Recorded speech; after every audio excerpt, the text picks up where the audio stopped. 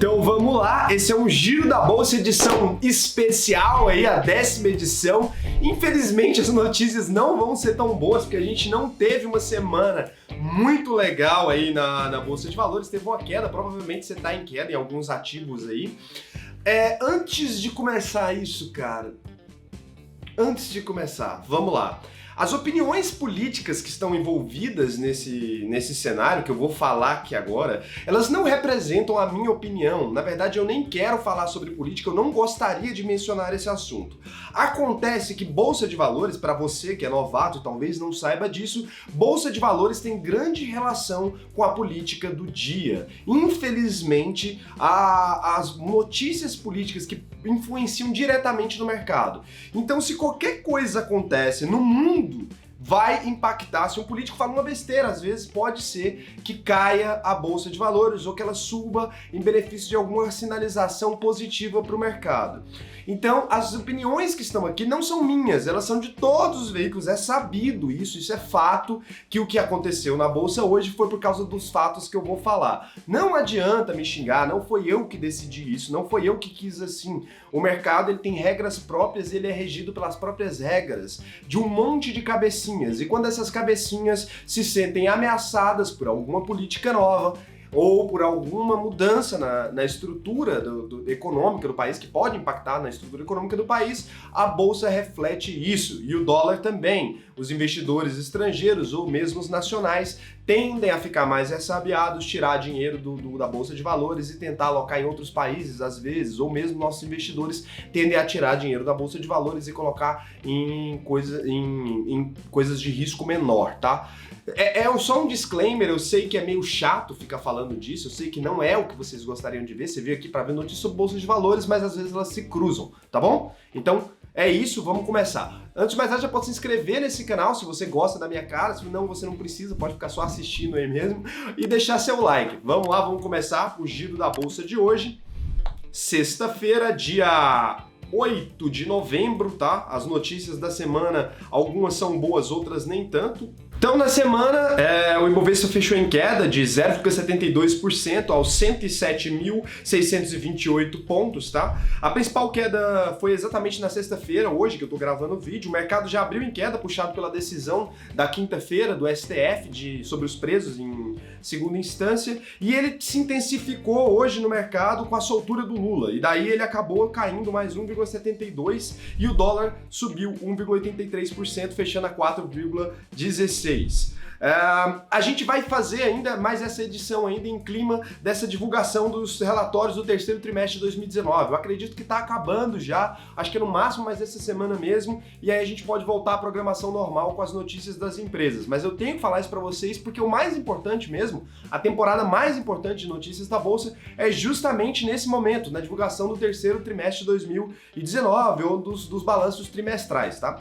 Então a Hering divulgou os resultados dela do terceiro trimestre de 2019, a HGTX3, para quem não sabe é o código dela. O crescimento das lojas no mesmo período do ano passado foi de 6,6%. A receita bruta acabou crescendo aí em 0,5% comparado com 2018 e ficando em 452,6 milhões, tá? O ROIC alcançou o patamar de 22,5%. O lucro líquido cresceu 22,3% quando comparado ao terceiro trimestre de 2018, totalizando 64,1 milhões de reais. Mas apesar desse balanço aí parecer super positivo, na verdade ele não parece super positivo, você tá vendo que os números são pequenininhos, o varejo acabou crescendo mais que a Hering. E aí, óbvio, o mercado não ficou nada feliz com esses números dela, eles queriam que eles tivessem ido melhor aí, performado bem melhor que isso talvez, porque eles acabaram descontando aí da Hering 3,83% na cotação, ela teve uma queda aí para R$ 32,85 na cotação atual, tá?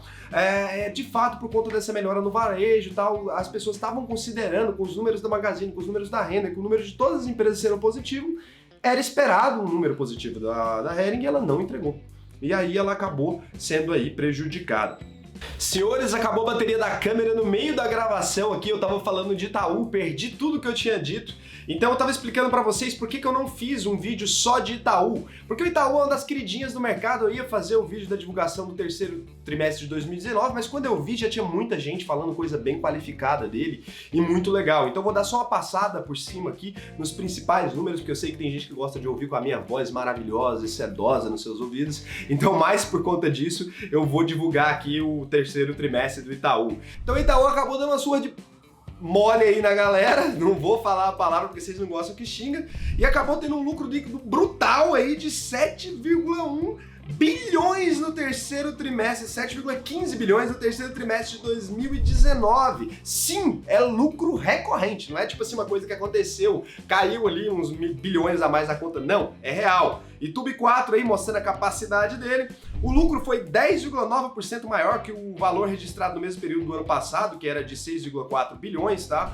10% com uma empresa desse tamanho, não é como se fosse assim, cresceu 10% da Santos Brasil participações, não é isso, é o Itaú, tá, que cresceu esse tanto. Então o ROI dele é de 23,5%, o ROI dele foi para 23,5%, acima dos 21,3% apresentados no ano passado, tá? O retorno recorrente sobre o patrimônio líquido médio ficou estável em 23,5%. Os destaques, segundo a empresa, são o aumento do ritmo de crescimento das carteiras de crédito de pessoas físicas e micro, pequenas e médias empresas e uma retomada no crescimento da carteira de crédito de grandes empresas que vinha caindo aí nos últimos 4 trimestres, tá?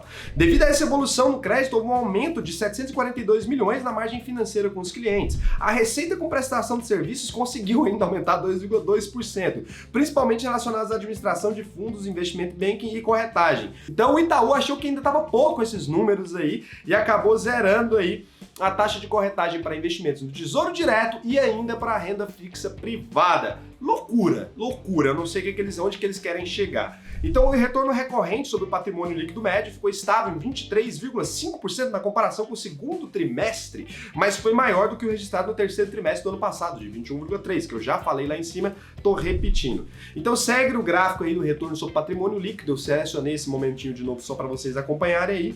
E com isso, os acordos coletivos e fechando a agência, o Itaú veio aí para mostrar para as fintechs, para quem está acreditando aí que as fintechs podem dar uma rasteira no Itaú, ele veio aí para mostrar quem é que manda nesse bagulho aqui. Então ele simplesmente conseguiu ainda crescer num cenário desses e ele mostrou aí porque que ele é o maior banco do Brasil e o 22º maior banco do mundo. Eles não estão aqui para brincadeira. Se alguma fintech quiser concorrer, vai ter que ralar. Então o BB Seguridade, BBSE3, empresa que eu tenho na minha carteira, assim como eu tenho Itaúsa, que tem Itaú, YouTube, né? Então tô feliz, só resultados lindos aí para minha carteira. Mentira, agora vai ter uma aqui pancada. E aí o lucro líquido do BB Seguridade também conseguiu crescer aí para 1 bilhão, 21,3% maior do que o lucro líquido anterior, e o resultado antes dos impostos e participações somou 1 bilhão, um aumento de 21,8% também, números expressivos para uma empresa relevante dessas. O resultado financeiro ficou positivo em 40,2 milhões, ou melhor aí de mais de 87%. E aí com esses resultados ele acabou atualizando as premissas de variação de lucro líquido ajustado para esse ano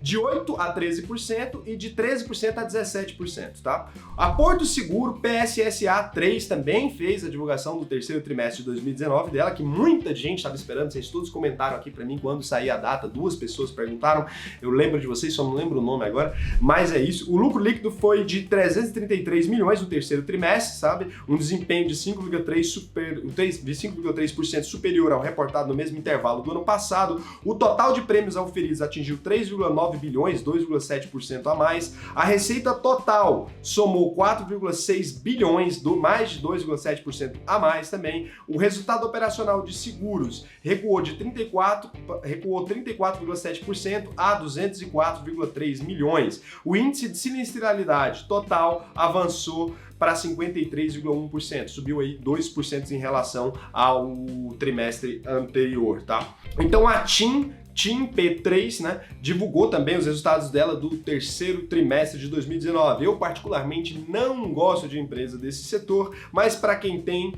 tá aí. A empresa apresentou um lucro líquido de 687 milhões no terceiro trimestre de 2019, uma queda de 48,5% em relação ao mesmo período de 2018. Se não for considerada a apuração de crédito fiscal extraordinário de 950 milhões, o lucro líquido normalizado foi de 619 milhões, representando uma alta de 61,4% na mesma comparação com o ano passado. As principais causas desse desempenho foram o aumento de receita, tanto de serviço móvel quanto de fixo, aliado a um forte controle de custo e despesa, que essas empresas todas da telefonia estão tentando fazer. É a meta aí também da Oi, que é bem mais complicada na situação, mas é a meta de todas as empresas desse setor para tentar se tornarem empresas de fato redondinhas e boas para investir. Eu particularmente ainda não gosto dessas empresas. O EBIT normalizado somou 1,7 bilhão, um crescimento de 6,8% aí. O fluxo operacional de caixa livre foi normalizado no trimestre, teve uma alta de 20,1%, já o fluxo de caixa de investimento totalizou 924 milhões, um crescimento de 6,7%, voltado principalmente para a expansão aí das redes. Agora vem aí Tiet 11, que vocês adoram, a STT. A empresa apresentou um lucro líquido de 97,1 milhões no terceiro trimestre, montante de 174,6% superior ao reportado no terceiro trimestre de 2018. O EBITDA somou 254,2 milhões, alta aí de 22%. A receita líquida acabou caindo 7,1%, chegando a 525 milhões. Ainda foi informada a aprovação da distribuição de 106,4 milhões como dividendos intermediários relativos ao terceiro trimestre. Então, para quem tem ações ON e PN, vão receber o mesmo valor, que é 0,05 por ação. E quem tem as units vai receber 0,26. Então, as ações vão ficar aí em ex-dividendos a partir do dia 11 de novembro. Informação importante para quem pensa em comprar mais ações dela aí. Agora vem o Seguros, que eu também tenho na minha carteira. Adoro a seguradora, dinheiro garantidíssimo aí. Não a WIS, porque ela tem umas complicações, fiz um vídeo sobre ela, acredito.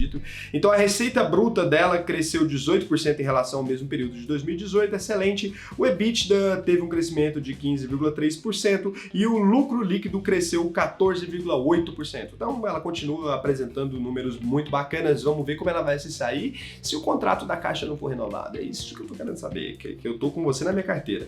A Oi, como era de se esperar, adiou aí a divulgação das informações trimestrais, então vocês não vão poder saber como que tá a empresa nesse momento. Eu vejo isso com maus olhos, não sei por que eles estão adiando tanto esse negócio. Talvez porque os números não sejam positivos, talvez. O que vocês acham? Me comenta aí embaixo se você é guerreiro e continua com o EBR, porque eu falo dessa empresa aqui para vocês direto e eu quero saber quem são os guerreiros que ainda tem isso na carteira. Então a Azul, outra empresa aí de um setor complicadinho, divulgou também os resultados trimestrais dela. Então a receita líquida ajustada da Azul cresceu 27,5%, totalizando 3,3 bilhões. Então a margem EBITDA dela saiu de 17,6% no segundo trimestre de 2019 para 18,5% no terceiro trimestre de 2019.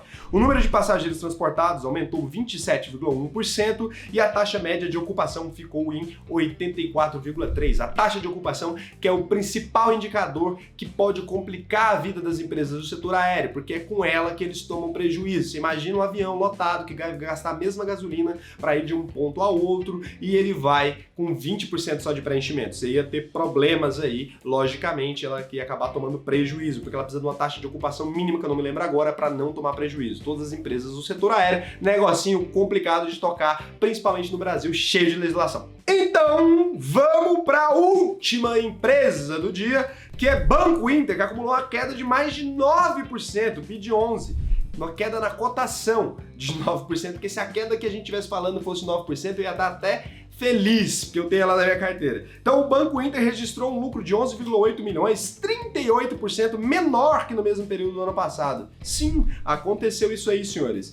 Ele inventou ainda de adquirir 70% da DLM Gestora de Recursos por 49 milhões. Na verdade eu acho uma coisa boa, mas eu tô falando do jeito que eu acho que vocês querem ouvir. Todos vocês desse canal adoram ouvir que as fintechs vão se complicar e que elas não vão dar certo e blá blá blá. Mesmo não acreditando nisso, eu acho divertido brincar com vocês nesse sentido, então eu vou ler do jeito que vocês querem, sabe? Aquele negócio bem parecendo apocalíptico aqui. O banco ainda vai oferecer também entrega de transporte no app deles, então eles vão virar meio que o Uber Eats aí. Dá pra acreditar na coisa dessa, que eles vão começar a entregar comida? Na minha opinião, é um negócio muito legal, porque eles vão aproveitar a base de clientes que eles já têm, já plugada com dinheiro, e vai virar aí o Rappi ou o Uber Eats ou o iFood aí dos aplicativos. Eu acho interessante, um monte de gente gente achou péssimo, porque a pessoa queria que ele fosse um banco.